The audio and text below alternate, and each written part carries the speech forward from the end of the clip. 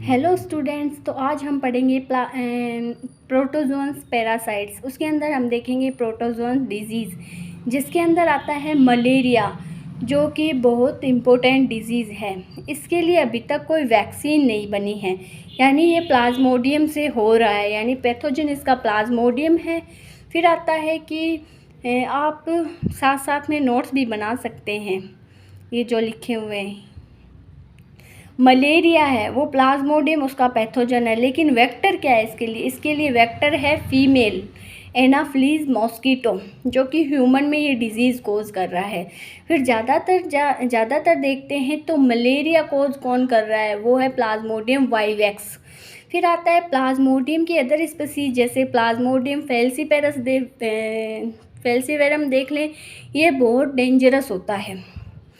Plasmodium vivax के through होती है रिलैक्स फीवर, यही इसके होती है दिमागी बीमारी। फिर आगे आता है कि प्लाज्मोडियम ओवेल और ये मलेरिया, ये क्या करता है, ह्यूमन में कम ही डिजीज़ कॉज करता है। फिर उसके बाद चलते हैं कि गंदा पानी, जिसमें कि मलेरिया लार्वा में पनपता है, जिससे गंदे पानी को कभी भी इकट्ठा नहीं होने देना चाहिए।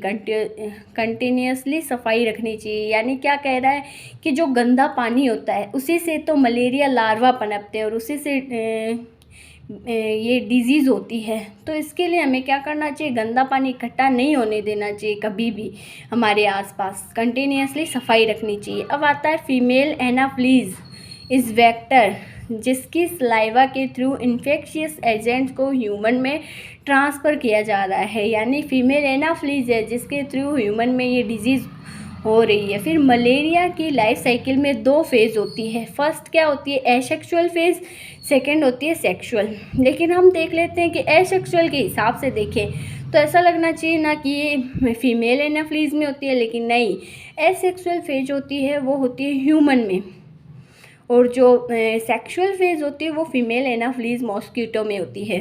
फिर मलेरिया 2 होस्ट होते हैं, एक तो फीमेल एनाफ्लीज जो कि प्राइमरी होस्ट है, और ह्यूमन बींग्स है सेकेंडरी होस्ट हो गया, इंटरमीडिएट होस्ट बोल सकते हैं। ये इसके 2 होस्ट हो गए, एक फीमेल में एनाफ्लीज और ह्यूमन। फिर उसके बाद में आता है कि मलेरिया वेक्टर बॉर्न डिजीज़ है, यानी बिना वेक्टर के इन्फेक्शन, यानी कि वेक्टर मिल रहा है इसको। फीमेल एनाफ्लीज है वो मलेरिया कोज कर रही है ह्यूमन में, तभी इसके अंदर डिजीज़ होती है ह्यूमन में। ये वेक्टर बॉर्न डिजीज़ है। जब एनाफ्लीज किसी इन्फेक्टेड पर्सन को काटती है तब वह दूसरे पर्सन को इन्फेक्टेड कर सकती है। यानी ऐसे नहीं कि फीमेल एनाफ्लीज खुद ये प्लाज्मोडियम बना रही है, ये जब कोई इन्फेक्टेड ह्यूमन को काटेगी तो उससे क्या होगा कि इसके अंदर आ जाएगा वो प्लाज्मोडियम, और ये अदर ह्यूमन को काटेगी तो वो उसके अंदर चला जाएगा। मतलब यदि घर में किसी एक पर्सन को हुआ है तो अदर पर्सन को भी होने के चांसेस होंगे। वो ऐसे नहीं बोल सकते कि टच से फैला है, ये इस मक्खी के थ्रू, मतलब ये मक्खी को इन्फेक्टेड पर्सन को काट के दूसरे को काटती है, तब होता है। फिर आता है हिस्ट्री, ये क्या हो गया, लावरम 1880 में discovered that malaria is caused by protozoan parasite, he discovered Plasmodium, यानी इन्होंने प्लाज्मोडियम को डिस्कवर किया।